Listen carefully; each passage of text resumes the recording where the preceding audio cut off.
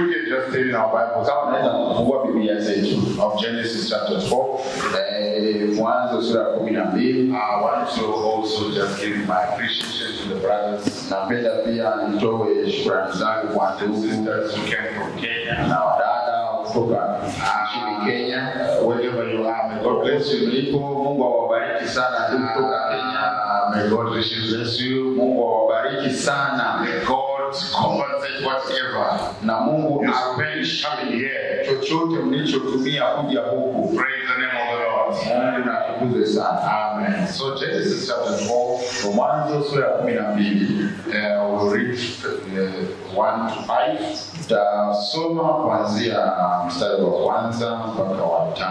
And then I'll also read Romans chapter 8, verse 29. Right.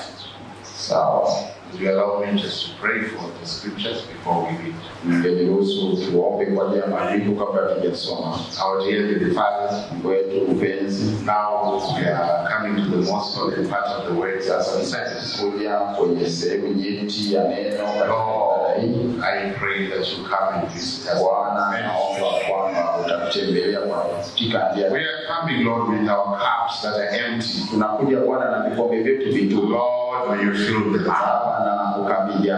Oh, may the supernatural presence of God, the angel of the covenant, the pillar of fire, may come in and break the bread. Lord, we are under great expectations. I commit the scripture reading in your hands.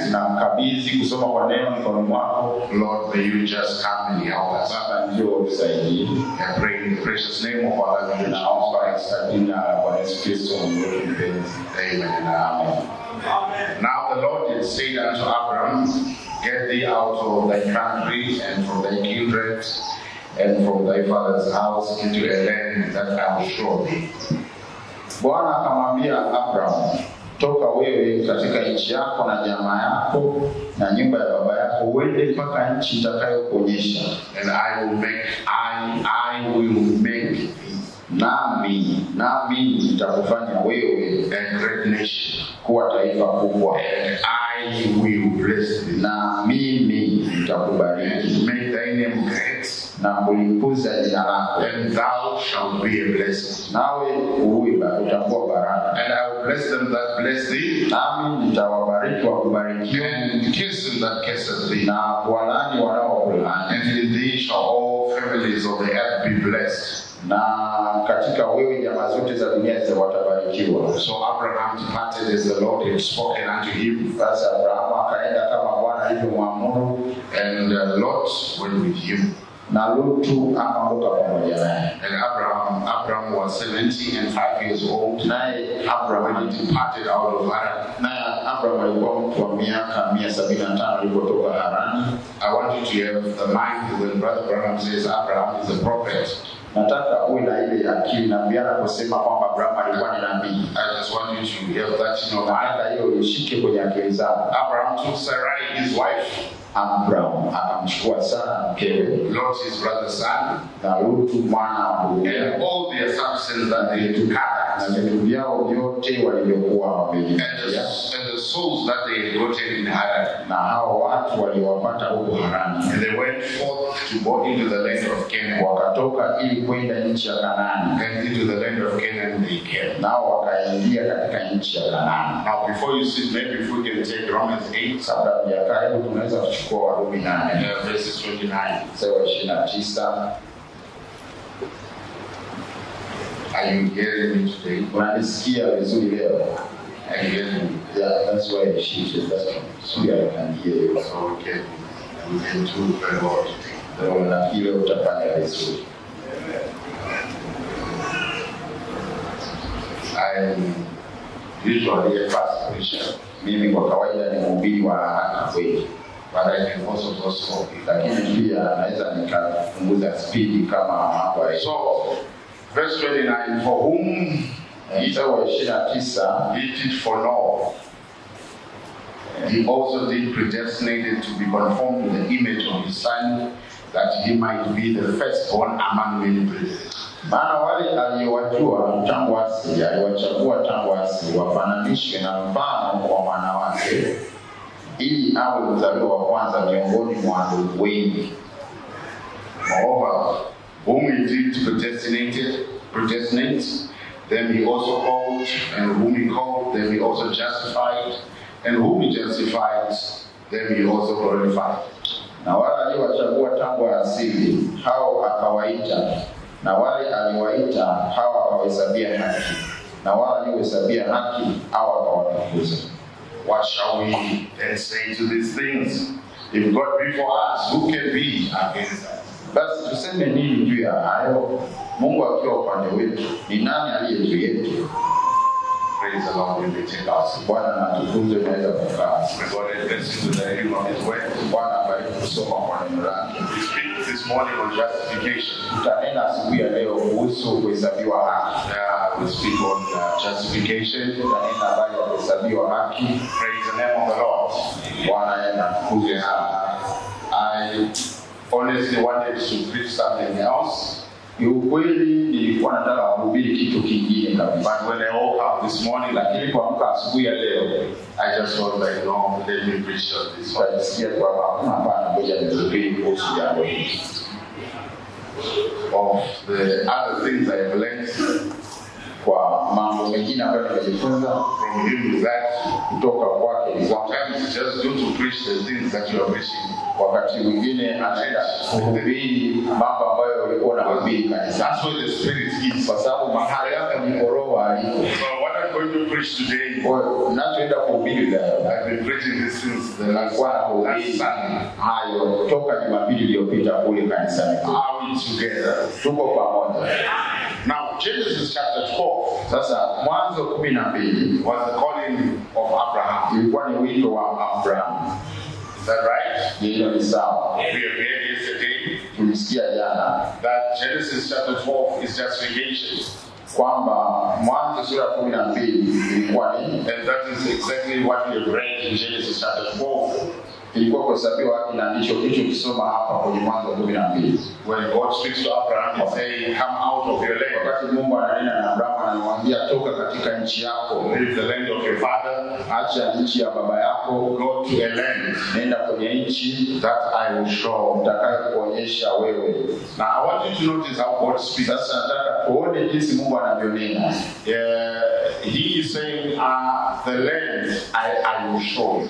Yeye anasema nchi nitakayokuonyesha wewe. Is that right? Hiyo ni sawa. Come out first. Ego toka kwanza. But the land I will show you. Lakini nchi itakuonyesha. Yeah. But come out. Lakini kwanza utoke. After you come out, sasa baada kutoka, then I will show you. Ndipo nitakuonyesha. Now if you look at this, sasa ukiangalia hiyo, it takes the quality. Inahitaji sifa. It takes a Christian. Inahitaji Ukristo. It takes a certain caliber of faith. Inahitaji aina fulani ya imani to live, kutoka before the whole is given fully. Kabla ya nchi nzima kupewa, yani kabla kupewa hiyo nchi. Before the land is, before you start to see, kabla hujaiona ile nchi, but you just leave the land. Lakini sasa unaondoka kule. But the vision of the land is not yet clear. Lakini ono la ile nchi bado haliko wazi. And then Paul in Hebrews chapter 11. Sasa Paulo katika Waebrania 11, he comments on Abraham. He said, by faith Abraham. Anazungumza habari za Abraham, anasema kwamba kwa imani Abraham, he was called of God to go into a land. Aliitwa na Mungu kuingia kwenye nchi. He said he did not know where he was going. Anasema Abraham hakujua anaenda wapi. But what made him leave? Lakini nini kimfanya atoke? Paul just says it was by faith. Paulo anasema ilikuwa kwa imani. Praise the name of the Lord. Which means the vision of the land is something that God is going to show. As it progresses with the journey. Ono la ile nchi Mungu atakuonyesha kwa kadiri unavyozidi kusonga mbele. If you're going moving the journey step by step. Unaenda safari hatua kwa hatua. You're getting to know the land. Unaanza kujifunza nchi, taarifa zako unazipata. And each step of the journey the same. Unapozidi kupiga hatua ya kila safari, God is showing. Mungu anaonyesha vitu kidogo kidogo.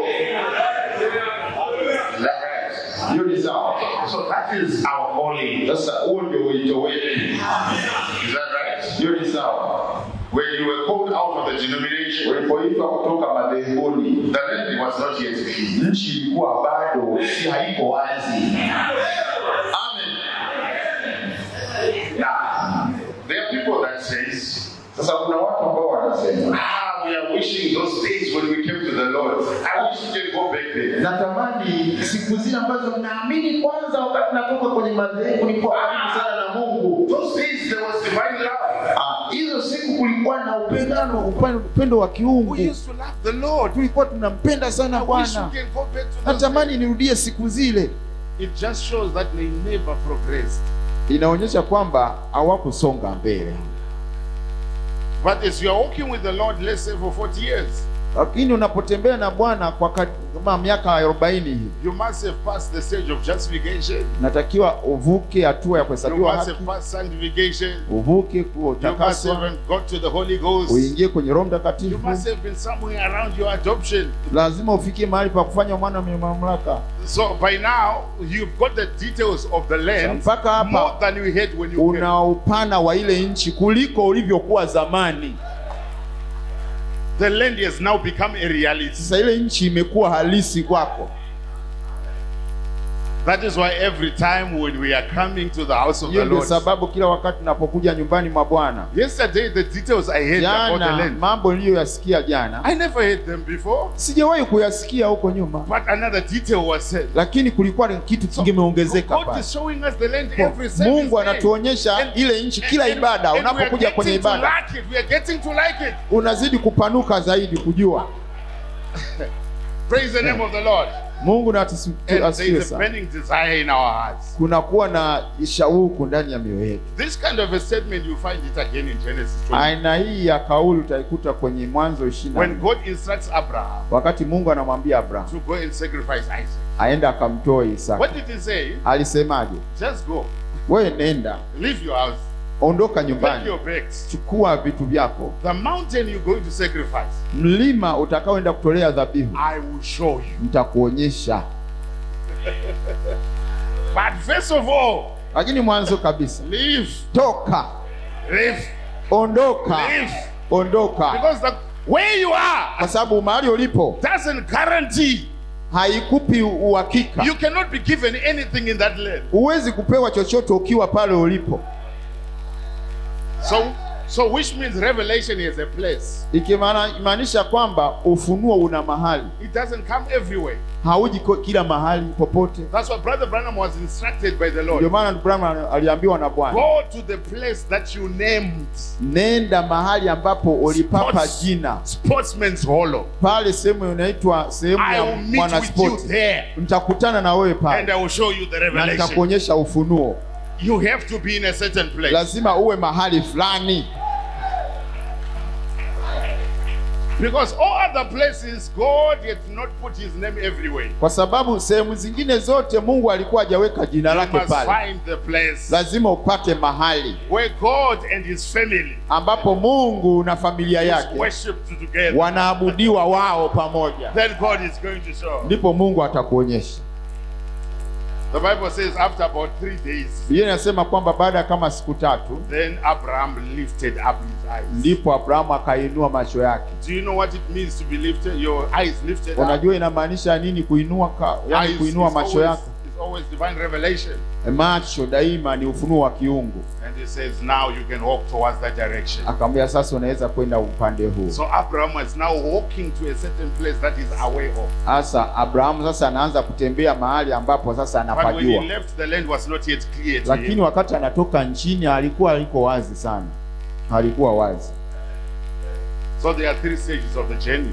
Kwa hiyo kuna mambo fulani ambayo is that right? Katika safari And then you walk through the stages of the journey. Kuna hatua za safari na unazipitia hizo. Brother Branham preached the message recognizing your day and his Branham message. alihubiri ujumbe kutambua siku yako na ujumbe wako.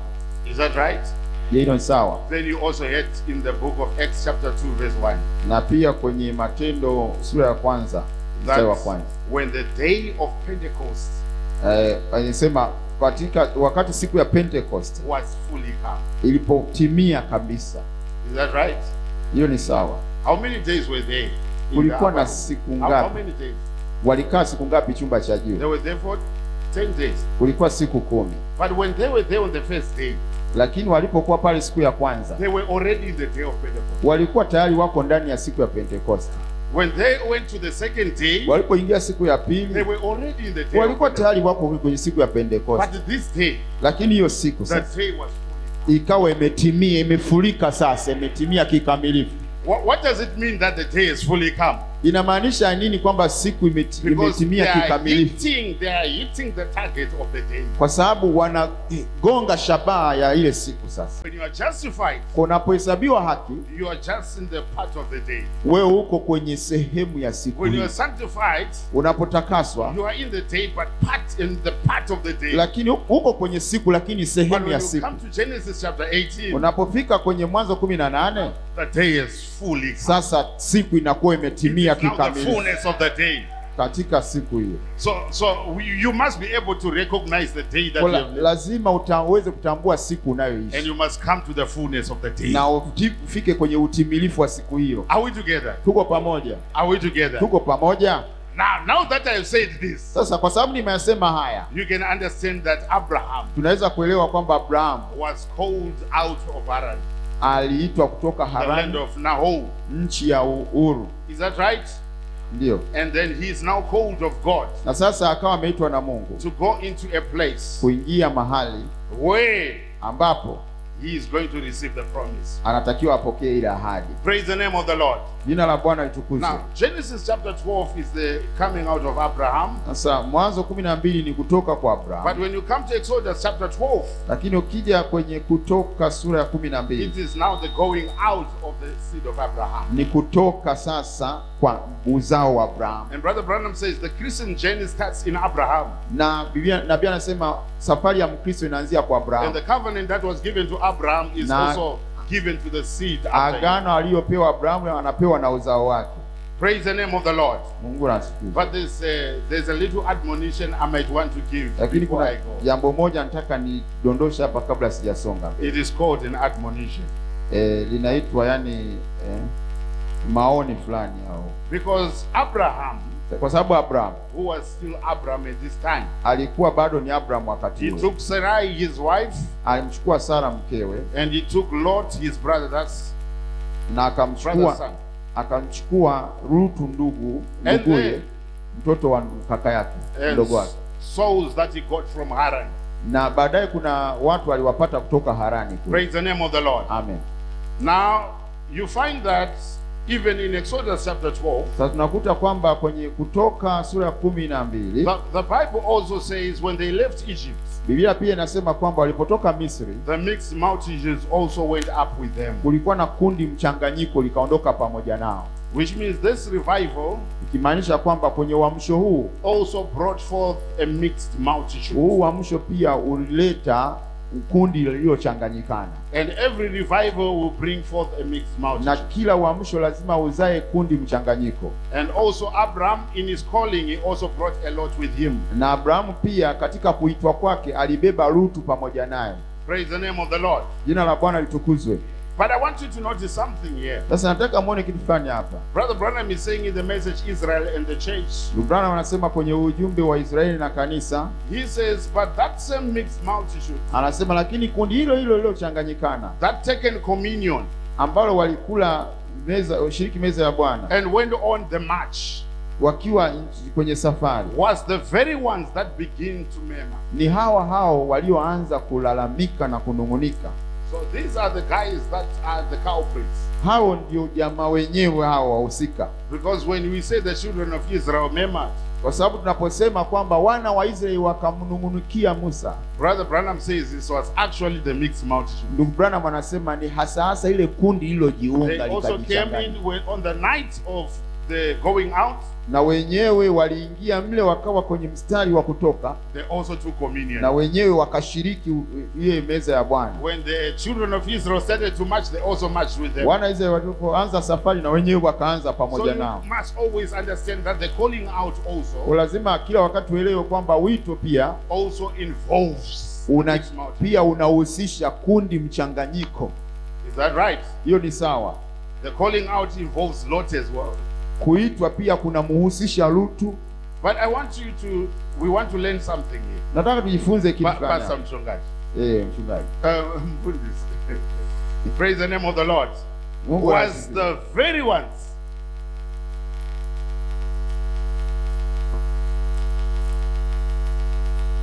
Okay. you see, he said, was the very ones that begin to murmur Ni wale walioanza kunungunika and cause the children of Israel na kusababisha wana wa Israeli their hearts mioyo yao to turn back to Egypt again. ikageuka kurudi Misri. Now we are looking at a messenger Sasa tunaangalia who mjumbe has been given a commission by God, ambaye amepewa agizo na Bwana, and his ministry is to turn the hearts na huduma yake ni kugeuza mioyo of the children back to the Pentecostal ya father, which watoto was explained yesterday. kuelekea baba zao kama ilivyofafanuliwa jana. But you can see that there is also a mixed multitude Lakini among them. pia tunaona kwamba kuna kundi mchanganyiko miongoni mwao, And the mixed multitude amongst them, they also have an agenda. na hilo kundi mchanganyiko miongoni mwao pia lina agenda maalum. Is also to turn their hearts back to Egypt. Pia linataka kugeuza mioyo yao irudi Misri. The prophet is turning their hearts to the word, Nabii anageuza mioyo yao irudi kwenye neno, but the other multitude, they are turning their hearts back to kundi Egypt. mchanganyiko pia anataka kuwarudisha Misri. And we must know that the spirits that was in the first Exodus Lazima ujue kwamba roho zilizokuwa kwenye Kutoka ya kwanza will have to pop up again in the third Exodus. zitakuja tena huku kwenye Kutoka ya tatu. Because God is turning our hearts back to the word. Sasa Mungu anageuza mioyo yetu kurudi kwenye neno, But the ones that we came out with, lakini wale tuliotoka pamoja nao they are turning our hearts back to Egypt. wanageuza mioyo yetu irudi Misri. Because Satan's revelation is for us to go back. Sasa kwa sababu ufunuo ni kwa ajili, ufunuo wa shetani ni kutaka kuturudisha But the nyuma, revelation of God lakini ufunuo wa Mungu is always progressive. daima ni kusonga mbele.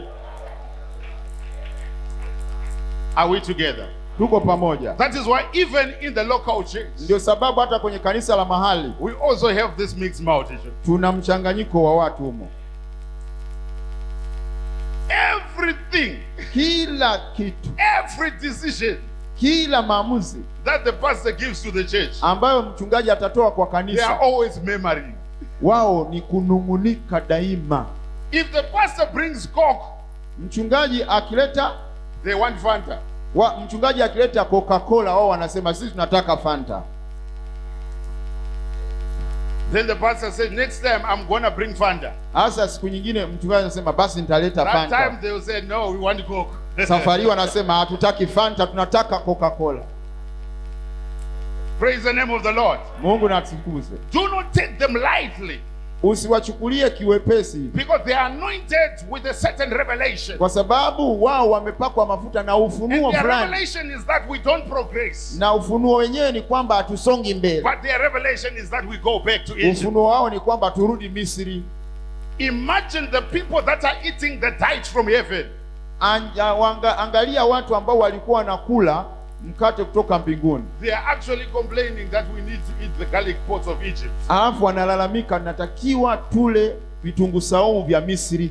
What is better, Nini kilicho a bora, heavenly tithe hivi chakula cha than the mbinguni garlic pots of Egypt? au zile chakula cha Which Misri? means Satan's revelation is always marching backwards. Yaani ufunuo wa shetani daima unatembea kurudi But the nyuma, revelation of the word is lakini always ufunuo wa pointing us neno to a land that is unatuonyesha nchi iliyoko mbele yetu. So we are here getting the fullness of the land. Tuko hapa tunapata utimilifu wa ile nchi. And Satan is showing us the goodness of the land of Alafu Egypt. shetani anatuonyesha uzuri wa nchi ya Misri. But it's time to make a decision. Sasa ni muda wa kufanya maamuzi.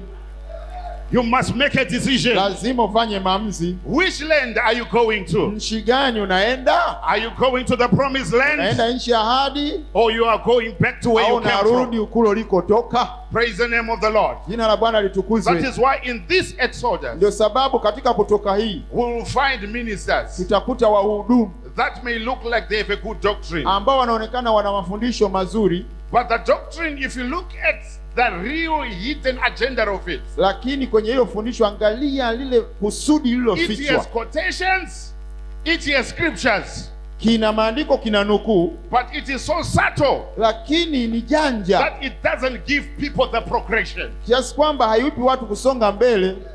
Are we together? Tuko pamoja. Brother Branham, in his own words, Ndio Branham katika maneno yake he mwenyewe said, look, I'm coming here, I'm dropping things here, there, and anasema, here, there, here, nakuja and hapa there. nadondosha vitu hapa na pale hivi na hivi, But I know that after my going, lakini najua baada ya kuondoka kwangu God will raise up ministers. Mungu atainua wahudumu, They will take these things watachukua mambo and they haya will break it over to the hapo, people. watawamegea watu. Praise the name of the Lord. Jina la Bwana And they litukuzwe. can make more sense to it. Na watafanya lionekane bora, lionekane wazi zaidi. Praise the name of the Lord. Jina la Bwana litukuzwe. But somebody will come and tell you Lakini mtu fulani atakuja kukwambia that you do not need a minister. kwamba huhitaji mhubiri, Stay in your home baki nyumbani and listen straight to the tape itself. alafu ubonyeze play. There's nothing wrong in listening to Brother Branham. Hakuna kitu kibaya kumsikiza ndugu Branham, But there is a progression of Brother lakini Branham. sasa kuna kusonga mbele kwa ndugu Branham. And what is Brother Branham's progression? Na kusonga mbele kwa It ndugu is the Branham ni true nini? fivefold Ni ministry. kupitia huduma tano. They will take this message Watachukua and ujumbe they will huu make more sense to it. alafu wataufanya uonekane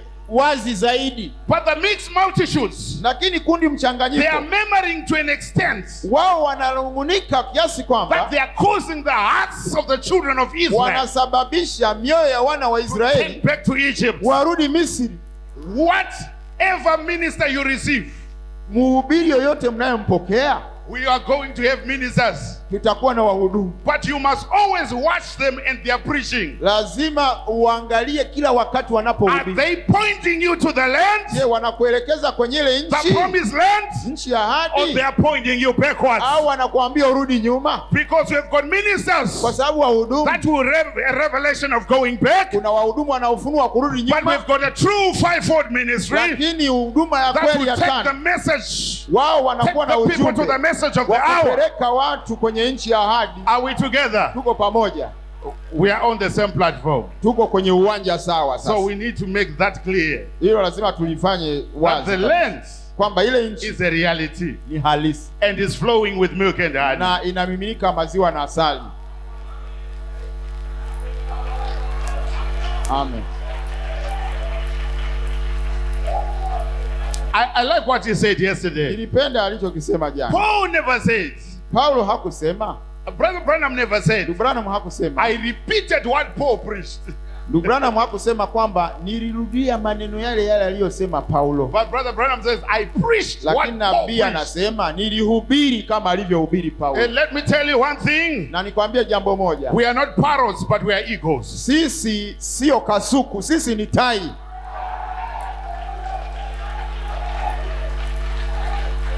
Hallelujah. We say what the tape says. Tunasema kanda inachosema. We say what the tape says. Tunasema kanda We inachosema, don't repeat what the tape says. lakini haturudilii yale kanda We iliyosema. speak. Tunanena, We speak tunanena, in line tunanena with the revelation of our faith. kwenye mstari wa ufunuo wa The tape nabii. says, the tape says, Kanda inasema, go you therefore, nendeni baptize in the name of the Father, mkabatize kwa jina the Son, and the la Holy Baba Ghost. na Mwana na Roho Mtakatifu. But when Peter was repeating, Lakini was Petro wakati saying what the tape says, Petro anasema kile he kanda said the ilichosema, name is Jesus Christ. akasema jina ni Bwana Yesu. He was not repeating the tape. He Hakurudia was maneno ya saying the kanda, tape. lakini alikuwa anahubiri kile kanda To inachosema. say the tape kusema kanda You are inachosema, speaking in revelation. unanena The ufunuo, revelation of your faith. ufunuo wa imani yako. We are coming here to Tanzania Tunakuja hapa Tanzania to say what the text says. kusema kanda inachosema, To repeat in revelation. kurudia To say in revelation kusema ufunuo what Brother Branham here says. wa kile ambacho nabii Are anachosema. we on the same ground? Tuko kwenye uwanja Are we sawa? on the same ground? Tuko kwenye uwanja Are you sawa? ready now Muko tayari to sasa march into the promised land? kusonga mbele kwenye nchi ya Are you ahadi? ready now Muko tayari to march into the promised land? kwenda kwenye nchi ya ahadi? Today it feels a bit better. Na leo unajisikia vizuri zaidi. Praise the name of the Lord. Jina la Bwana I'm litukuzwe. loving the atmosphere here. Napenda hali ya hewa hapa.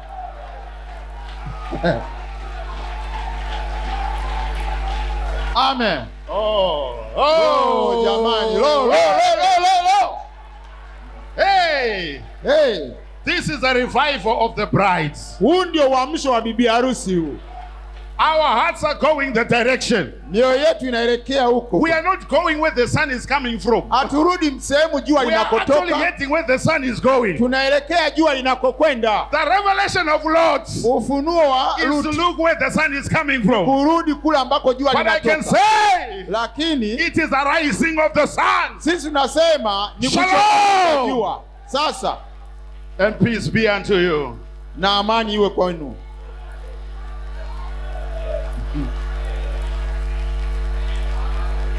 Amen.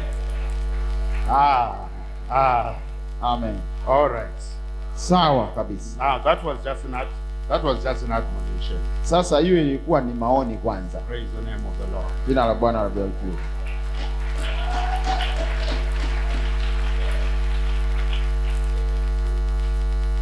Praise the name of the Lord. Jina la Bwana Now, Brother litukuzwe. Branham says, Sasa Branham anasema, now I've typed it with Joshua. sasa nimefananisha na Joshua If you notice, Israel was brought up out of Egypt. kama ambavyo Israeli toka Misri, And there's 3 stages of their journey. na kuna hatua tatu za ile safari. One stage was leaving Egypt. Hatua ya kwanza ilikuwa ni kutoka Misri. The next stage was the wilderness. Hatua ya pili ilikuwa ni jangwani, And the next stage was Canaan. na hatua ya tatu ilikuwa ni Kanani. Can you identify yourself with these Unaweza stages? ukajitambulisha kwenye hizo sehemu tatu. Now, Canaan Sasa Kanani does not represent the age of the millennium. haimaanishi wakati wa utawala miaka 1000. It only represents the age of the overcomer. Inawakilisha tu wakati wa mshindi, The dispensation of overcoming. kipindi cha kushinda, Because in Canaan they killed sababu Kanani waliua, and they burned walichoma, and they took cities. waliteka miji. We're together. Tuko pamoja, But there will be no death in the millennium. lakini hapata kuwa na kifo kwenye utawala wa miaka 1000. Praise the name of the Lord. Jina la Bwana litukuzwe. Are we together? Tuko pamoja. So Brother Branham says Sasa Branham the anasema stages of the children of Israel from Egypt. hatua za wana wa Israeli kutoka Misri, They started by leaving Egypt. walianza kwa kutoka Misri. Our problem is people, Shida yetu ni watu they don't want to leave Egypt. hawataki kutoka Misri. But how can he show you the land Sasa nitakuonyeshaje nchi when you're still in Egypt? wakati bado uko Misri? So we must be out of Egypt. Kwa lazima kwanza tutoke Misri. And then we reach the next stage Tukiingia hatua ya pili is the wilderness. ni jangwani, And the next stage na hatua ya pili inayofuata was Canaan. ilikuwa ni Kanani. Now, I will be emphasizing a little bit on leaving Egypt. Sasa nitasisitiza sana kwenye kutoka Misri. Yeah, I'll emphasize there Hapo nitasisitiza on leaving Egypt. hapo kwenye kutoka There's Misri. something that I saw from there. Kuna kitu nilikiona pale. Praise the name of the Lord. Jina la Bwana litukuzwe. Are we together? Tuko pamoja. Now, Brother Branham says, Sasa Branham anasema leaving Egypt is Kutoka- justification, kutoka Misri ni kuhesabiwa haki, and Canaan is sanctification. na Leaving Egypt was justification. kutoka Misri ni kuhesabiwa haki, Are we together? Amen. The wilderness was sanctification, sorry. jangwani ni kutakaswa, And Canaan was baptism of the Holy na Spirit. Kanani ni ubatizo wa Roho Mtakatifu. And Brother Branham says, as long as the church was still in Egypt, Na ndugu Branham anasema mradi tu kanisa lilikuwa bado liko Misri, they were called the people of God. walikuwa wanaitwa watu wa Mungu. But when they were called out of Egypt, Lakini walipoitwa kutoka Misri they were called the church of ndio God. wakaitwa kanisa la So Mungu. you can see it is the some people that is evolving. Sasa unaona ni watu wale wale You can wanaohama, see it is the some people that are progressing. ni watu wale wale wanaosonga mbele. Praise the name of the Lord. Jina la Bwana But I litukuzwe. want to say Lakini nataka niseme that cannot be the maximum. kwamba That cannot be the summit of it. hiyo haiwezi kuwa kikomo chake. We cannot rely on them being the people of God. Hatuwezi kuwategemea tu kuwa watu wa Mungu, Neither can we rely on them being the church of God. wala hatuwezi kuwaegemea kuwa kanisa la Mungu tu. But they must come to the stage where they are the bride of the Lord Jesus. Lazima wafike hatua ya kuitwa bibi harusi wa Kristo. You remember in 1962, Brother Branham says, Nakumbuka mwaka 62 na Biblia anasema we are trying to get one step on the ladder kwamba tunajaribu kupiga hatua moja kupanda ngazi to where we can see Jesus and his kufika mahali program. ambapo tunaweza kumwona Yesu. And then in 1963, he started to change. 63 akaanza kubadilika. And he says, now I don't call you the church, Anasema sasa siwaiti but kanisa, now I can call you the bride of na Jesus waita Christ. bibi harusi wa Yesu Kristo. Because now you can comprehend the things that I'm about to bring to Kwa you. sababu saa hizi mnaweza kustahimili mambo ambayo nataka Which kuyaleta. means when they were still the church of God, Imaanisha wakati wako ni wanaitwa there kanisa la are Mungu, certain things that they could not kuna comprehend. mambo walikuwa hawezi kustahimili, Worse off when they were still the people of God. lakini walikuwa bado ni watu wa They Mungu, could not even comprehend anything. walikuwa hawezi kubeba That's why God kustahimili told mambo yote. Abraham, say, leave so Ndio that I maana will show you.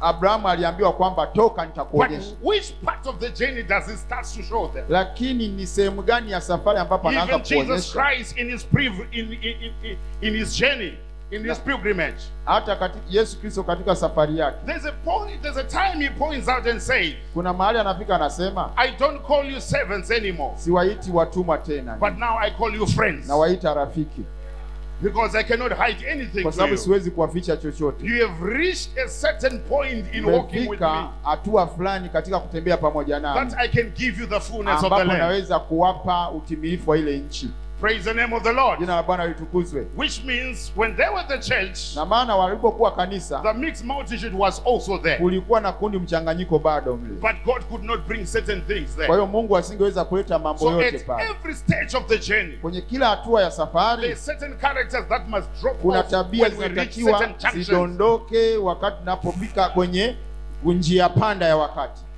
Are we together? Tuko pamoja. If you look at the book of John chapter 13, Ukiangalia Yohana sura ya 18, there was still Judas amongst them. Yuda alikuwa bado yuko pale, But he ended up in John chapter 13. lakini akaishia John chapter, He left them, he ended up in John chapter 13. aliishia Yohana sura ya 13. But when he reached to John chapter 14, Inapofika Yohana 14, then he starts to say, in my father's house, anaanza kusema katika nyumba ya baba yangu there are many mansions. kuna makao mengi. Why didn't he say that when Judas Kwa was nini there? akusema hivyo wakati Yuda yupo? Because Judas had no theophany. Kwa sababu Yuda alikuwa hana Judas did not theofania, have a representation. Yuda alikuwa hana uwakilishi. So this junction of the message, Hiyo kwenye njia pande hii ya someone was ujumbe, supposed to pull off. kuna baadhi ya vitu inabidi tuondoe. That is why when we are in this journey, Ndio maana tunapokuwa kwenye safari, others are pulling off every day. wengine wanaanza kudondoka kila Because siku, we are reaching certain kwa junctions. sababu tunafika njia panda fulani. Praise the name of the Lord. Jina la Bwana There's litukuzwe. certain things that certain people Kuna they cannot baadhi ya comprehend.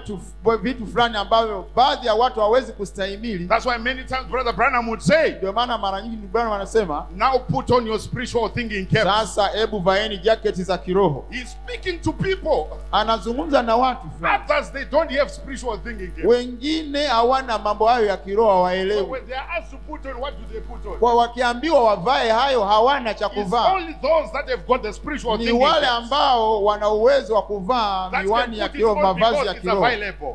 Wanavaa kwa sababu wanavyo. When the message starts to reach certain areas, Ujumbe unapoanza kufika nyanja we fulani, understand it tunaanza because God has given us the ear kuelewa, to kwa hear. sababu Mungu ametupa sikio la kuelewa Praise nayo. the name of the Lord. Mungu atukuzwe sana. Now, when they reach to Genesis Kwa hiyo- chapter 13, Wanapofika Mwanzo 13, we have heard the Bible saying tunasikia Biblia inasema there was strife. kulikuwa na mgomvi.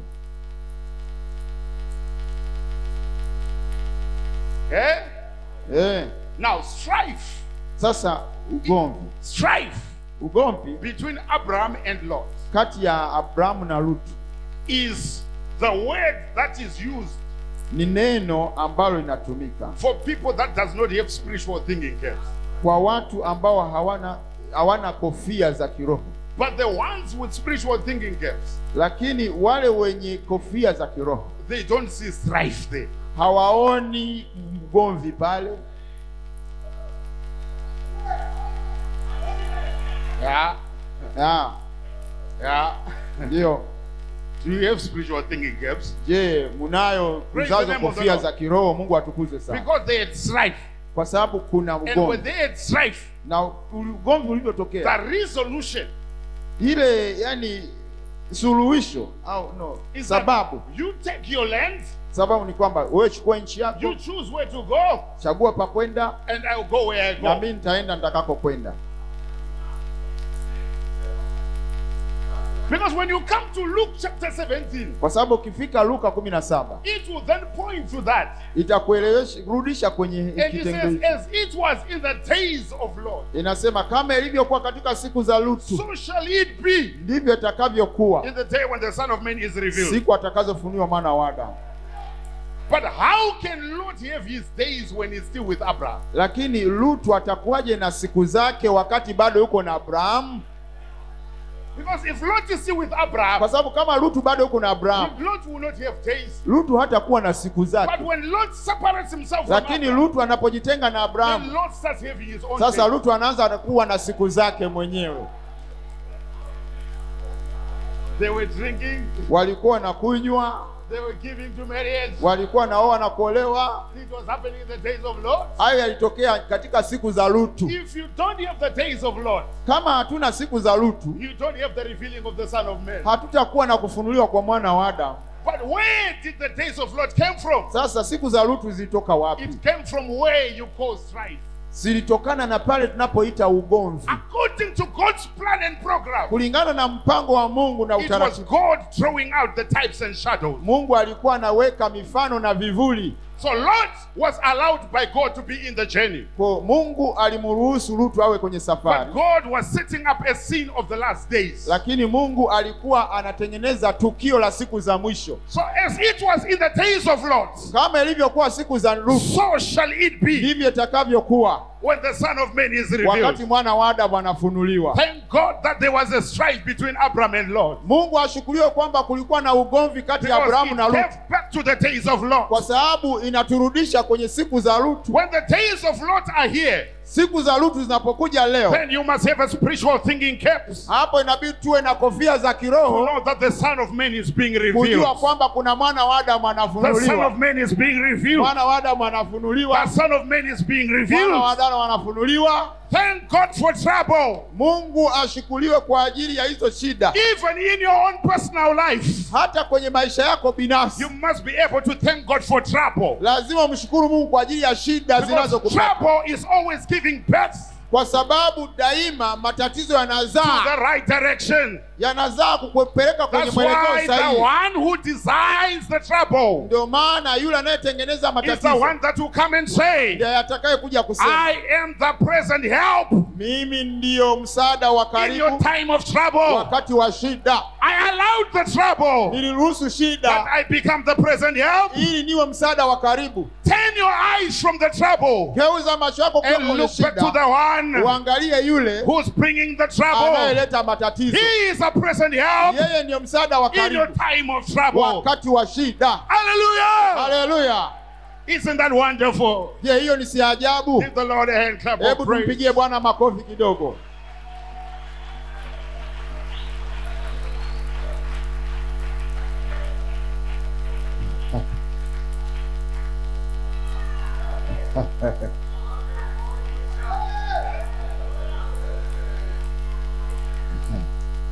Lot Lutu knew Abraham, alimjua Abrahamu, but Lot kwa never knew Abraham. lakini Lutu hakumjua Abrahamu.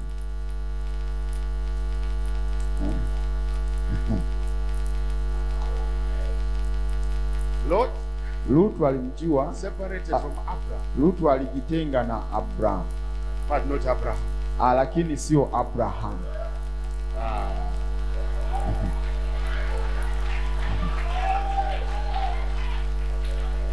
There are people that are in the mixed multitude. Sasa kuna watu ambao wako kwenye kundi la mchanganyiko. They think they know us. Wao wanafikiri wanatujua But sisi, they don't know us. lakini hawatujui. There are people in the mixed multitude. Kuna watu wako kwenye kundi mchanganyiko. They think we are Abraham. Wanafikiri sisi ni Abraham. But they don't know that there's a name of God hidden in there. Lakini hawajui kwamba kuna jina la Mungu limefichwa kule ndani. But God, Lakini who never showed that while we are still in their presence. Mungu hata waonyesha hivyo wakati bado tuko miongoni That's why mwao. there will be a separation Ndio within a maana separation. lazima kutakuwa na kutenganisha kati ya kutenganisha, So that we can be revealed who we are. ili tuweze kufunuliwa sisi na kina That's nani. why the prophet says, Ndio maana nabii anasema when the bride gets to know, when the bride gets to know wakati bibi harusi atakapojua who she really yeye ni nani, then one day she will ndipo mara moja tu she will get into the rapture. ataingia kwenye unyakuo. Rapture Unyakuo is a mysterious word. ni kitu cha It's a siri, supernatural ni action. jambo la kiungu sana. Because the Bible says Biblia anasema Lot lifted up his eyes Lutu akainua macho yake and he saw the well-watered city. akaona mji ambao una maji kibao na rutuba. But the Bible will say, Lakini Biblia inasema when the Lord saw kile ambacho Lutu aliona, that Lot had separated from Abraham, Bwana alipoona, that Lot had separated from Bwana Abraham, alipoona kwamba Lutu kajitenga na then Abrahamu, the Lord says to ndipo Abraham, Bwana akamwambia Abrahamu, now sasa lift your eyes. nawe nyanyua macho yako.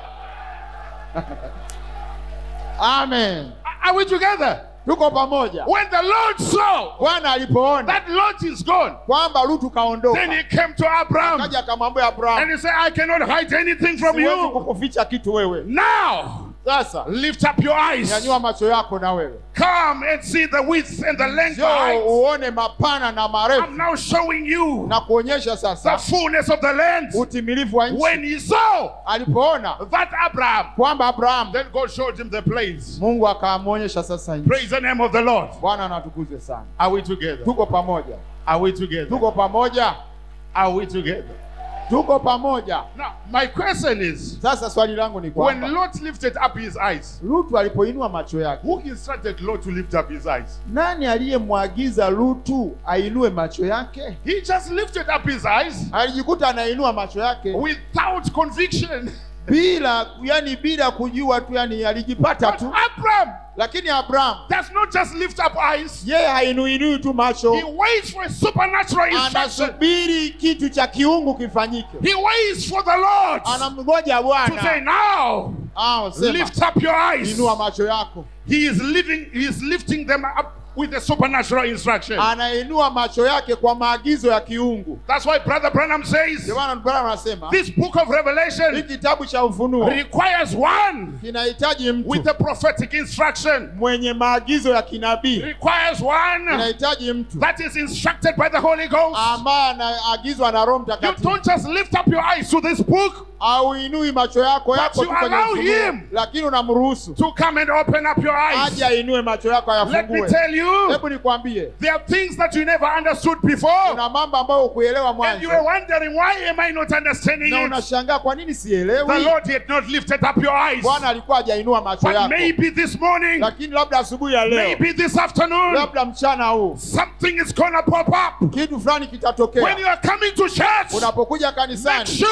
hakikisha it is the Lord ni Bwana sending you to church, anakutuma kanisani, lifting up your eyes akiinua macho yako for you to see the width and the height of the ili land, uone upana na to see urefu the wa nchi, promise itself. uone We ahadi. are the people Sisi that ni have watu been summoned ambao to come up a little bit higher. wanatakiwa wanyanyuliwe You kwenda don't juu. raise yourself up, Usijinyanyue mwenyewe kwenda but you are juu, instructed lakini unaamuriwa by the voice from na above. sauti kutoka You juu, are instructed by unaagizwa supernatural instruction na maagizo lift ya up your kimbinguni eyes, kwamba inua macho to come yako, up from the level you ufike are kwenye kiwango and uliko, get into another level. uingie kwenye kiwango Are you kingine. ready to reach a certain level? Uko tayari kupanda Are kiwango you ready to reach a kingine? certain level? Uko tayari kupanda Are you kiwango ready to kingine? reach a certain Uko level? tayari kupanda kiwango Let the kingine? heavens lower down themselves. Hebu mbingu na It zishuke is the kidogo. lowering down of the heavens. Ni wakati wa kushuka kwa mbingu This kidogo. Easter, Pasaka hii it is the lowering down of the ni heavens. wakati wa kushuka kwa mbingu. Amen. Let me give you one. Let me give you one. Hebu ngoja niwape moja. Let me give you one. Niwape moja. Let me give you one. Ngoja niwape moja. We're going to have church today. Leo tutakuwa na kanisa kweli.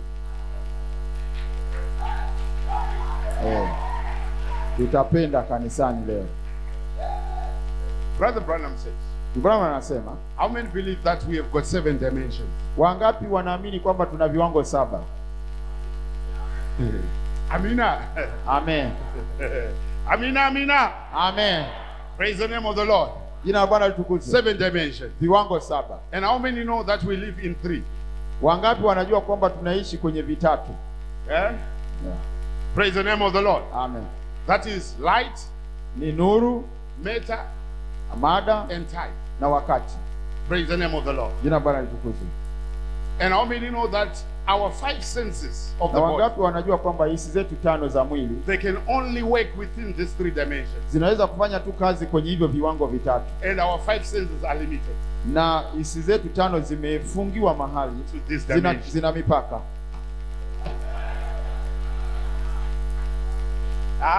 Amen.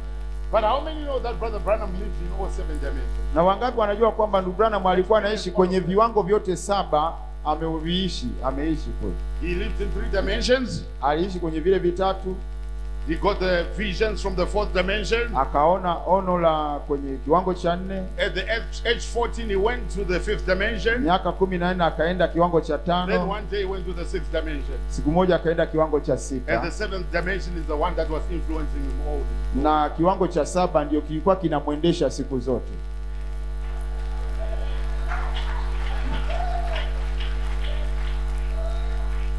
Now I'm going to ask you a question right now. Sasa nitakuuliza swali leo. Do you know that there are pictures that are running through this building Ili right now? mnajua kuna wahubiri wako wanakimbizana humu ndani ya jengo. Someone is reading news right here. Kuna mtu Someone is reading news.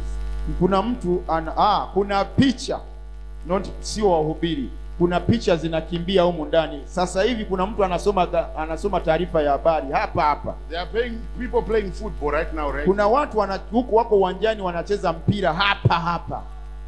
Do you see them? Mnawaona? Why? Kwa nini? Limited. Yeye ni na mpaka. Hisi 5 zina mpaka. But how do you know Lakini unajuaje that they are there? kwamba wapo? By faith, by Kwa imani, by television. kwa TV. Praise the name of the Lord. Jina la Bwana litukuzwe. Computers. Kompyuta, phones, your simu gadgets. zako, vifaa vyote hivyo. So which means science. Ikimaanisha kwamba They knew that the man is limited sayansi wanajua kwamba mwanadamu ana mipaka in his senses. kwenye hisi zake. And they brought forth a phone, Kwa wakaleta simu, iPhone, Samsung, whatever. Tecno. It is bringing all these things down to you because you are limited. Vyote vinakushushia mambo hayo kwa sababu hisi zako zina mipaka. Did you make the quote why Brother Branham says science has taken men further?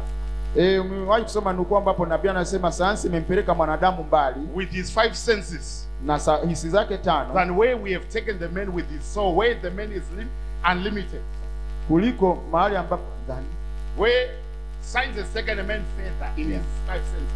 Sayansi imemchukua mwanadamu mbali sana kutoka kwenye na hisia zake 5 than the preachers has done with the soul of the man, kuliko kuliko wahubiri walivyofanya na nafsi za watu, of which the soul is unlimited. ambapo nafsi haina mipaka. Is that right? Hiyo ni sawa. Because science is feeding from the tree of knowledge. Sasa sayansi inakula kutoka kwenye mti wa But maarifa, we are feeding from the tree of sisi life. tunakula kutoka kwenye mti wa uzima. So we are unlimited. Sasa hatuna mipaka, But we cannot see lakini hatuwezi kuona that there are people playing football. kwamba Right? kuna watu wanacheza mpira hapa. But science brought the evidence to your Lakini body. sayansi imeleta ushahidi kwenye simu Then the yako. 5th dimension is where the sinner goes to. Sasa kiwango cha 5 ndio anakoenda mwenye dhambi, And then the 6th dimension is where the Christian na rests. kiwango cha 6 ndio Wakristo wanaenda. Did Brother Branham go into the 6th dimension? Yes. Branham alienda kiwango cha 6, ndio.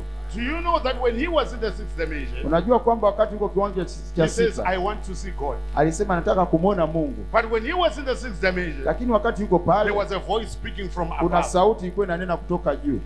He says, I could not see it, but I could hear it. Anasema siwezi kuiona lakini naisikia. So you can see even in the sixth dimension, Unaona hata kwenye kiwango cha 6 there are certain things that he could not do. kuna vitu ambavyo hakuweza He could kufanya. not see the voice that was speaking, but Alikuwa it was haoni speaking sauti from above. inayonena, lakini anasema inanena kutoka juu. Lord, I want to see you. Sema, Bwana nataka nikuone. And the voice from above says, no. Alafu sauti kutoka kwa juu You are inasema still down hapana. here, Wewe bado uko hapa chini. but he is still up. Yeye bado yuko juu. Where was he? Alikuwa wapi? He was in the seventh dimension, Alikuwa kiwango cha 7 which was above dimension. ambacho kiko juu. Ah.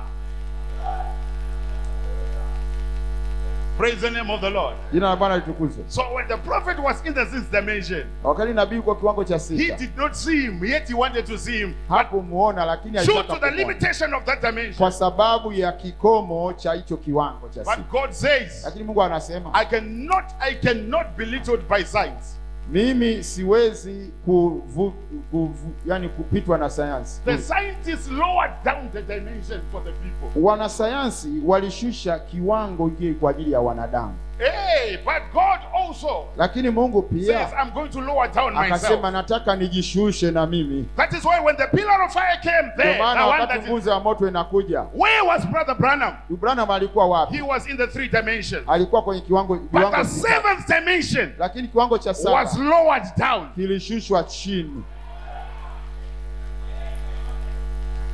Because a man is limited in his senses. Kwa sababu mwanadamu ana kikomo kwenye He hisia cannot zake. go beyond the dimension. Hawezi kwenda nje ya hicho But kiwango. God says, Lakini Mungu do anasema not worry. usijali. If you cannot go up, Kama huwezi kwenda juu, I myself, I mimi will come down. mwenyewe nitashuka chini.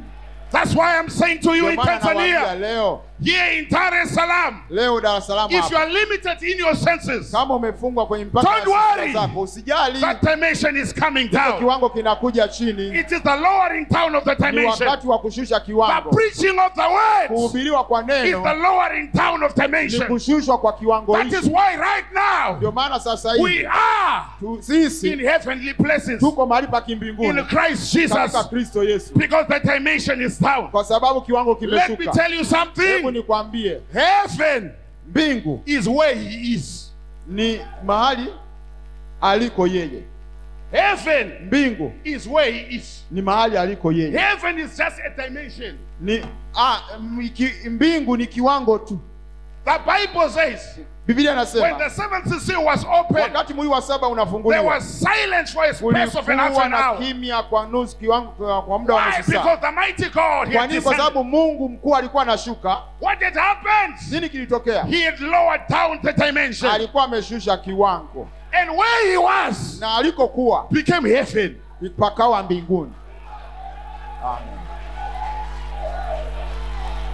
That's why there was silence there. Ndio maana kulikuwa na And kimya there's kule noises here. na kelele It's zikawa because it's hapo, where he is. kwa sababu ni mahali aliko Right now, sasa hivi. heaven Mbingu is in Kipawa Church. iko kipawa hapa, Heaven is here. mbingu iko hapa. We are saying he is here. Tunasema yeye yuko When we hapa. say he is here, Tukisema yeye yuko Brother hapa, Branham says my ministry ndugu Branham anasema huduma is yangu different than that of a pastor. ni tofauti na ya mchungaji. My ministry is to declare Huduma yangu inatakiwa that he is itangaze here. kwamba yeye yuko And I hapa. can still say this Na morning, nataka niwaambie asubuhi ya leo, he is here. yeye yuko hapa. That's why we are in heavenly places Ndio in maana Christ tuko mahali Jesus. pa kimbinguni He katika has Kristo found Yesu. the earth of my soul. Amepata We are nafsi saying, yangu. let thy will be done Asema washa mapenzi yangu in ya heaven mbinguni as it is on earth. kama ambavyo yanafanyika As it duniani, is in heaven, kama ilivyo let it mbinguni, be here on earth. na ifanyike hapa Because duniani, earth is the footstool. kwa sababu miguu ya Heaven is my throne. dunia ni sehemu And yangu ya earth is kuwekea my miguu, footstool. na kiti changu cha enzi kiko If mbinguni. someone is sitting on the throne, Mtu kama ameketi kwenye kiti cha enzi, at the same time he's putting his foot on the wakati footstool. huu ameweka miguu yake hapa kwenye nchi. In other words, Wakati mwingine the footstool and the throne is the same thing. kile kiti cha enzi na miguu ni kitu kile kile. It's not possible for someone to be sitting on the throne Haiwezekani mtu akae kwenye and the kiti legs are touching down on earth. alafu miguu imekaa The kwenye nchi. footstool is a little bit higher. Ile kiti lazima kiwe juu kidogo, It meets him halfway somewhere there, inakuwa mahali fulani katikati. which means we become one thing. Ina maana kwamba We have the whole deity in us. Sisi tuna uungu wote That's ndani why yetu. we are in heavenly Ndio places maana in tuko Christ mahali pa Jesus. kimbinguni katika Can we Kristo. enjoy some bit of heaven here? Hebu tunaweza kufurahia sehemu ya If you mbinguni are in hapa. heaven, Uko mbinguni. if you are in heaven, Kama uko you mbinguni, don't sleep. hulali. If you are in heaven, Ukiwa mbinguni, you are always saying glory. kila wakati Holy, unasema utukufu, haleluya, holy. You mtakatifu. are always shouting Kila wakati amen. unapiga You are sauti not in amina. heaven. Why sit down? Kwa sababu You are uko not in mbinguni. heaven. You have got to be clapping your hands. Ukiwa mbinguni unapiga Because the makofi. mighty creator is here. Una muumbaji yuko If hapa. he is here, Kama yuko hapa, he's depending upon your praises. anategemea Let sifa us zako. praise him a little bit Hebu this tumsifu morning. kidogo asubuhi ya Give leo. him some praise. Tumpe sifa yeye. Give him some praise. Tumsifu yeye. Give him some praise. Tumsifu yeye. He deserves the worship. Kwa sababu anastahili kuabudiwa. Let me challenge. Hebu nikupe Let me changamoto. challenge your cancer right now. Hebu tuwape Let changamoto me sasa. challenge your cancer right now. Hebu ngoja nikupe changamoto Let wewe me mwenye challenge kansa. your family spirits right now. Hebu ngoja nikupe changamoto mwenye roho ya Why? ukoo. Because he is here. Kwa sababu gani yeye yuko It hapa? means you are made free Inamaanisha wewe uko by huru the power of the words. kwa nguvu ya neno. By the power of the words. Kwa nguvu ya neno. Are you willing to receive? Je, uko tayari Are you kupokea? willing to receive Uko tayari kupokea? what God is about to bring to your life? Ambacho Mungu anataka kuleta I maisha can mwako. tell you this morning, Na nataka kuambia you are asubuhi ya not leo. going to live here the same. Hautaondoka hapa yule You yule. are not going to live here the same. Hautaondoka hapa yule We are yule. coming here Kwa kuja hapa. for a supernatural encounter. Tunakuja hapa kwa ajili ya jambo la Because kiungu. Lot has gone. Kwa sababu Lutu kaondoka. Lot has gone. Lutu kaondoka. Now is Abraham. Sasa ni Abrahamu. Lift up your eyes. Inua macho yako. Lift up your eyes. Inua macho yako. There is a land Kuna nchi flowing with milk and honey. inamika asali na Praise the maziwa. name of the Jina la Lord. Bwana litukuzwe. Let us take our seats. Hebu tukae Let us kidogo. take our seats.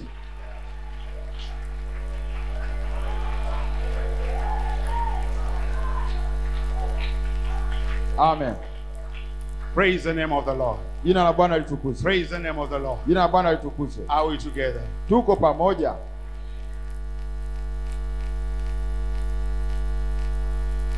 Then the Bible says, Ndipo Biblia inasema, he went to a place. alienda mahali He knew not whither he was going. asipopajua, hakujua anaenda wapi. But Paul says, Lakini Paulo anasema he was looking for a city. alikuwa anatafuta mji. He was looking for a city. Alikuwa anatafuta mji. He knows where he's going. Anajua anakoenda. Revelation is breaking every day to him. Ufunuo unapata vipande vya ufunuo For kila the siku. city whose builder and maker is God. Anatafuta mji ambao mwenye kujenga na kuubuni ni Mungu. Praise the name of the Lord. Jina la Bwana litukuzwe. By faith, Kwa imani, by revelation. kwa ufunuo. Are we together? Tuko pamoja.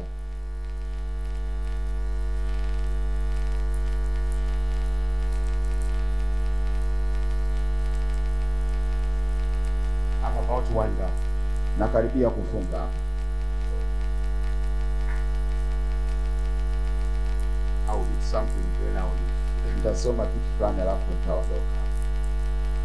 I'm very ready to drop bombs. Nipo tayari kudondosha mabomu mengi hapa.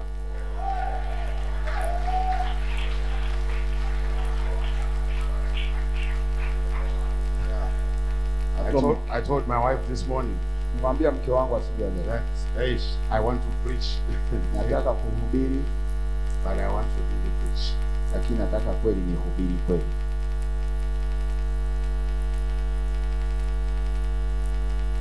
Verse 5, Hebrews chapter 4. Waebrania 12 mstari wa 5.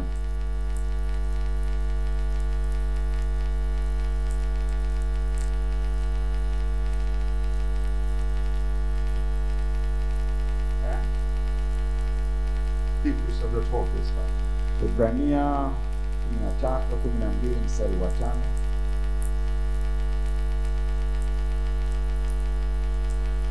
And Abraham took Sarai. Na Abraham akamtwaa Sarai. This conviction that he has. Huu Genesis chapter 4. nilisema Waebrania sikumaanisha, ninamaanisha Mwanzo. Genesis chapter 4, verse 1. Mwanzo 12:5.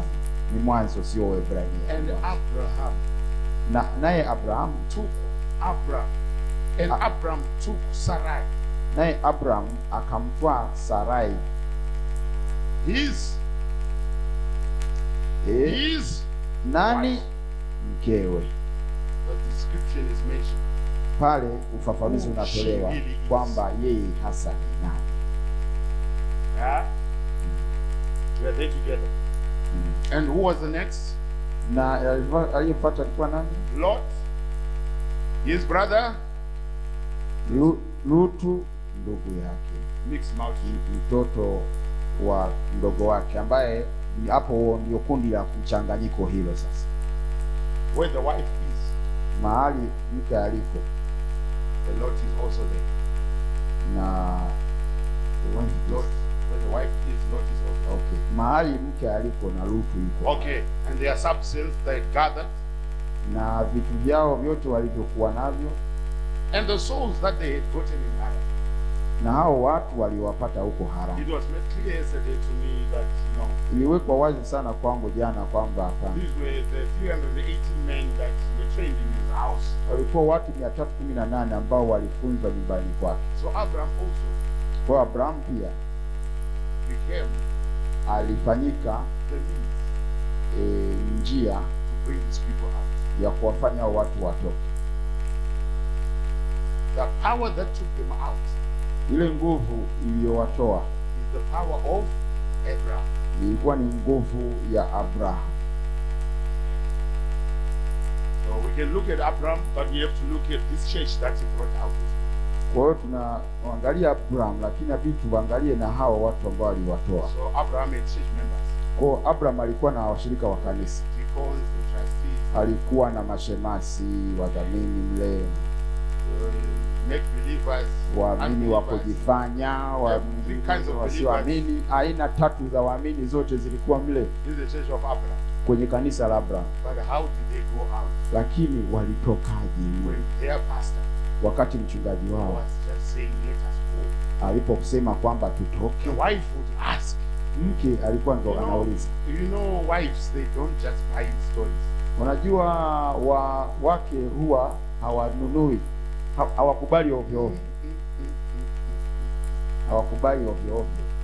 Are you sure of what you are saying? Una hakika unachozungumza? Anakuuliza. But it was beyond that. Lakini hilo liliwazidi. It was a forceful wind. Ilikuwa ni upepo wenye It was nguvu a kali. force that you could not resist. Yaani ilikuwa ni nguvu usiyoweza kuipinga. It is the power of redemption. Ilikuwa ni ukombozi wa nguvu. Whether you like it or not, Wewe unapenda au usipende, upende. you'll find now in Romans chapter 8, Tunakuta Warumi 8 pale. moreover, Kote whom yeyote he yule, justified, kila yule wote wale aliowahesabiwa haki predestinated, aliwateua he is called them.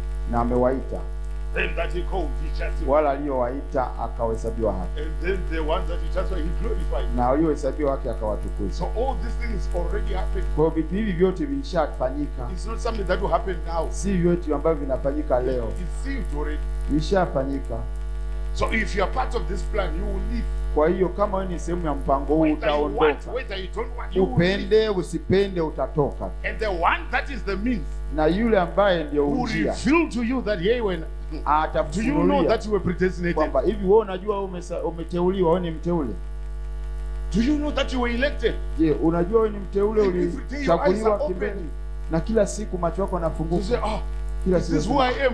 hivi mimi ndivyo I nilivyo. just thought I was born in Tanzania. Nifikiri nimezaliwa hapa He Tanzania. will tell you you were not born in Hapa ndo Tanzania. hujazaliwa Tanzania You wewe. came from God. Umetoka kwa And Mungu, you're going back to God. unarudi kwa Mungu.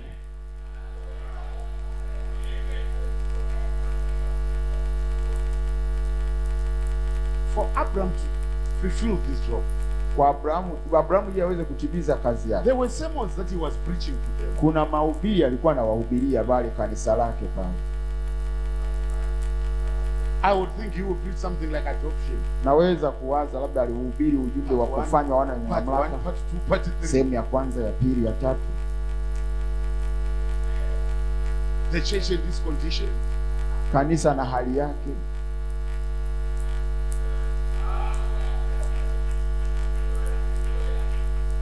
And one day he came and he says, Na siku moja akaja akasema, who is this this Melchizedek? Huyu Melkizedeki ni nani? He would come home Angekuja nyumbani after I rescued Lot. baada ya kumkomboa Lutu. I met this man. Anasema nikutana na huyu. He had no beginning of days. Alikuwa hana mwanzo wa siku zake. He's telling the church. Anawaambia kanisa lake la nyumbani. And the people will be like, Na watu walikuwa wanasema, huyu bwana this Melchizedek is so huyu Melkizedeki anayetuambia ni nani?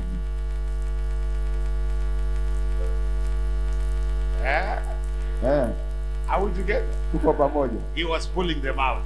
Alikuwa anawatoa. Now I want to read the Anawavuta. quotation. Nataka nisome nukuu. I want to read the quotation. Nisome nukuu hapa. It is found in the message. Iko katika ujumbe na Adoption part 1. kufanya wana wenye mamlaka sehemu ya kwanza. I wish the brother can get that one. But another thing that it does. Natamani ndugu angepata. Lakini kitu kingine ambacho inafanya. But another thing that it does. Lakini kitu kingine ambacho anafanya.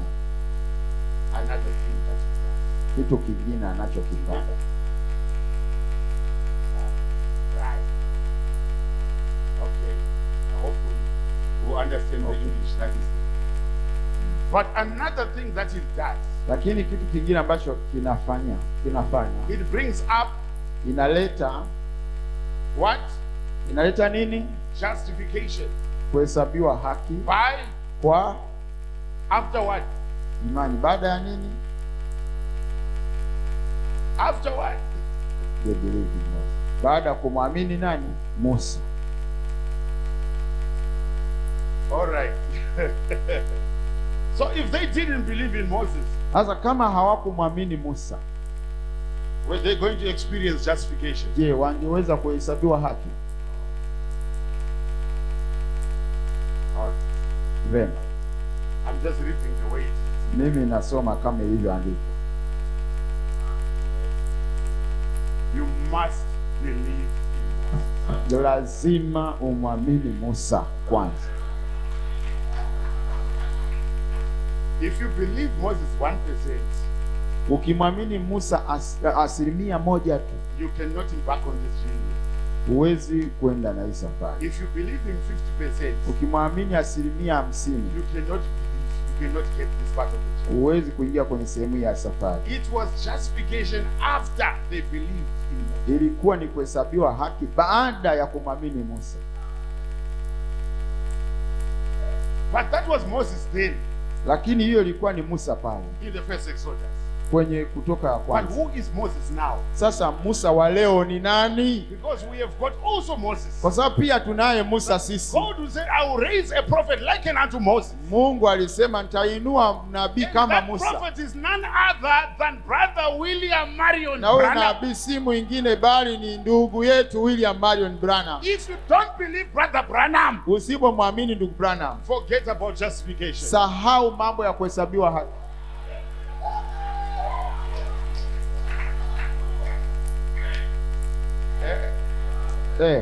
It has been brought forth by the message.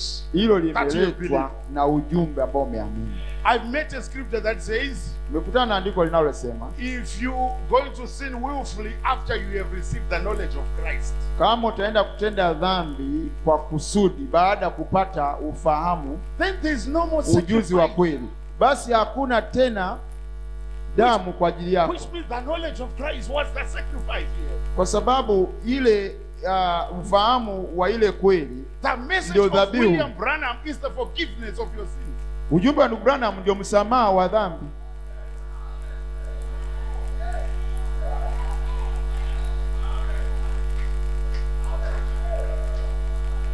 If you don't believe Abraham, usipomwamini Abraham, you're not going to live. Hutatoka kwenye. But it's Abraham who took them out. Kwa sababu ni Abraham aliyewatoa wale. Because Abraham was a prophet. Kwa sababu na Abraham alikuwa ni nabii.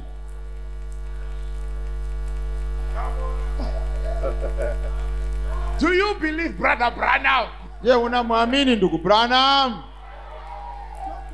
Do you believe brother Branham? Unamwamini ndugu Branham? I want to preach brother Branham here. Tunahubiri ndugu Branham hapa. If you believe Moses, kama unamwamini Musa, then justification. Basi kuhesabiwa haki ni kwako. After they believe in Moses. Baada ya kumwamini Musa.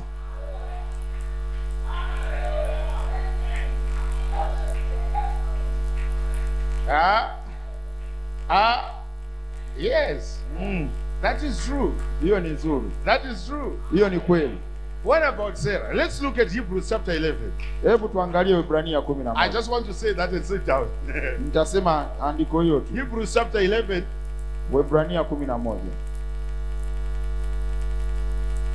I think we're going to start on verse 8. Waebrania 11 nafikiri tuanze na mstari wa 8. Oh, your Bible is for you. Let me read mine. Biblia yenu iko kwa Kiswahili, moja nisome ya kwanza. Now, let's hear about Paul Hebu tumsikie Paulo commenting on the journey of Abraham. akizungumzia kuhusu safari ya Abraham. Let's see how he's used the story. Tuone Okay, let's start with Abraham. Hebu ngoja tuanze na Abraham. By faith, Abraham, when he was called to go into the place which he Kwa imani Abraham After alipoitwa kuingia kwenye ile nchi, obeyed, alitii, and he went out not knowing whither he went. akatoka na kwenda mahali asikopojua. By faith, he sojourned in the land of promise, Kwa imani alikaa ugenini katika ile nchi ya as ahadi, in a strange country, kama katika nchi isiyo yake, dwelling in tabernacles with Isaac akikaa katika hema pamoja na and Jacob, Isaka the heirs with na him Yakobo of the same warithi promise. pamoja naye wa ahadi ile ile. For he looked for a city Maana alikuwa akiutazamia mji which had foundation, wenye misingi whose builder and maker is God. ambao mwenye kuubuni na kujenga ni Mungu. But next character Lakini mtu anayefuata that we are about to read is the church of Abraham. ambaye tunaenda kusoma ni kanisa la Abraham. All this time, Wakati wote huu by faith, kwa imani, by faith, kwa imani, by faith. kwa imani. But this character, Sasa huyo mtu anayekuja through faith, ni kupitia imani. what kind of a faith established Sarah? Aina gani ya imani ambayo ilimjenga Sara? It was the faith of Abraham. Ilikuwa ni imani ya She Ibrahimu. was pulling strength through faith. Abrahamu alikuwa anapata, Sara alikuwa anapata nguvu Sarah kupitia Abrahamu. herself received strength to conceive, Sara mwenyewe alipata nguvu, and was delivered of a child when she was past age. naye akaweza kupata mtoto wakati amepitiza miaka yake. I was saying this to the church. Nilikuwa nawaambia hivi I kanisa, said Sarah was past age. Sara alikuwa amevuka How that wakati wake, beautifully typed the bride in these last days. jinsi ambavyo ilikuwa mfano mzuri wa kanisa siku When za we mwisho, have already gone past the 7 church ages, wakati limeshavuka nyakati 7 za kanisa. and we have now entered into the bride age. Sasa tuko kwenye wakati wa We bibi have harusi, passed the 7 church ages, tushapita wakati, and we are nyakati about za to kanisa. receive the strength to conceive. tunakaribia kupata nguvu ya kuzaa mwana. Sarah also Sara naye pia received strength alipata nguvu to conceive seed. ya kuzaa. Look at this, Pastor Maheri. Angalia hili mchungaji Maya. She judged him faithful. Na kwa She judged him faithful. ambao, sorry, let me get it. Finish now. Let's finish well. She judged him faithful. Kwa kuwa alimhesabu au kuwa, let me just interpret it. It's not, Swahili is not Yeah. giving yeah, justice. let me just interpret it from there. Repeat it. She judged him faithful. Yeye alikuwa tu alimhukumu kuwa mwenye haki, kuwa mwaminifu, who had promise, ambaye alitoa ila ahadi. Sasa kwa inasema vingine kabisa. Pastor Maheri, Kwa where did that evidence go? huu ushahidi ulienda wapi? When she laughed when Elohim was speaking, Wakati alicheka huku Elohimu akiwa where did anaongea. that evidence go? Sasa huo ushahidi ulienda Because wapi? when it is written, while Kwa- Paul is kwa when, sababu- when the life of Sarah is now being written, Sasa maisha ya Sara yanapoandikwa hapa, there is no part where she was laughing. hawazungumzii jinsi alivyomcheka There is no Elohimu. part where she laughed. Hawazungumzii pale alipocheka. The Bible says she judged him faithful. Biblia inasema kwamba yeye alikuwa That is mwaminifu. the power of justification. She never doubted.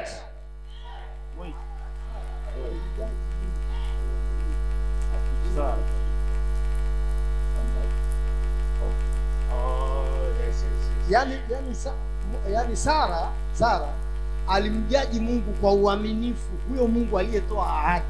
Yani Sara hakumcheka, alimhukumu kwa uaminifu kabisa, huyo Mungu aliyetoa ahadi. According to the records, kulingana na kumbukumbu, she never doubted the words. Sara hakutilia shaka. Where did that record go? Hiyo lienda wapi? Where did that record go? Ilienda wapi? That is the power of justification. Hiyo ni nguvu ya kuhesabiwa haki. Amen.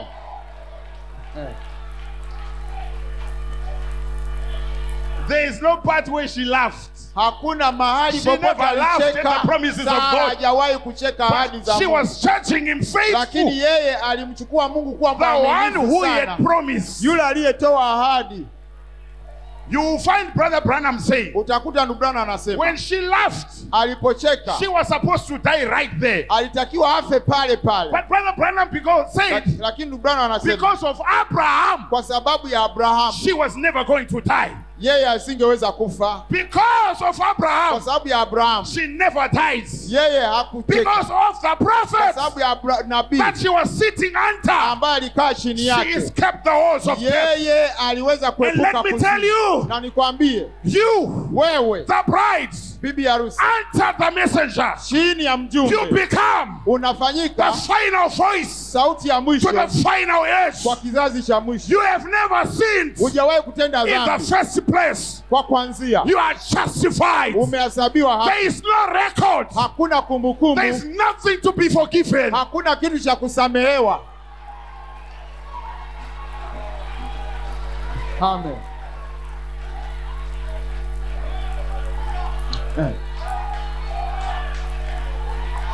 Amen.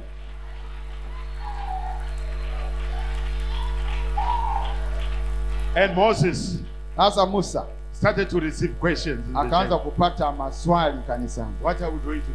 Tunaenda kufanya nini? Some of us, wengine wetu, we made it wrong. Tulioa vibaya. Praise the name of the Lord. Jina Bwana libarikiwe. Are we together? Unapata hiyo. We now living with another wife. Sasa naondoka na mke mwingine. Maybe 2 wives and something like that. Na wake wawili, alafu safari inaanza. And Moses said, Musa akasema, I won't give you the answer now. Sitakupa jibu sasa. He was waiting. Alikuwa nasubiri to go into the clouds. Aingie kwenye wingu. He was waiting. Alikuwa nasubiri to go on top of the mountain. Aliende kwenye mlima to get a pure revelation. Apate ufunuo sahihi. And Brother Branham, na ndugu Branham, said, I was hunting. Alisema nilikuwa na winda. The 7 angels, malaika 7, in a constellation, kwenye ile kundi, came to take me. Wakaja kunichukua. And they gave me the revelation. Na wakanipa ufunuo. And gave me the answer on this subject. Wakanipa jibu la somo hili hapa la swali. This question na ujumbe came to Jesus in his ministry. Ulijia Yesu kwenye huduma yake. Ili swali came to Paul in his ministry. Paulo. And this question na hii swali is now coming to me in this hour. Sasa ndugu Branham. But where there is a scriptural question, lakini penye swali la there will be a scriptural answer. Kutakuwa na jibu la kimaandiko. And in the marriage and divorce, na kwenye ndoa na talaka, Brother Branham says, Branham anasema, now I'm going to speak to you. Nataka niwanenee sasa. He is not speaking to the outside world. Aoneni na watu wa nje. He is speaking to his congregation. Anena na kusanyiko lake. He is speaking to the people that follows the text. Na watu wanaomfuata. And he says, I am now telling you. Na anasema nawaambia sasa. Under the modern chini ya under the modern conditions. Chini ya na masharti yaliyoyeyushwa. I am now telling you. Nawaambia sasa. Go, Mungu, and live the way you are. Nendeni, go, nendeni, and live the way you are. Muishi jinsi mlivyo. But don't do it again. Lakini msifanye dhambi tena. There are records of their wrong marriages. Kuna was not seen at that time. Kumbukumbu zote za kuoa vibaya zilifutwa. The record of their second wives, mambo ya wake wawili, was not seen anymore. Yote vilifutwa. Because justification, kwa sababu kuhesabiwa haki, takes away the records. Unaondoa kumbukumbu. After Moses ministry, ambazo zilikuwa nyuma huko.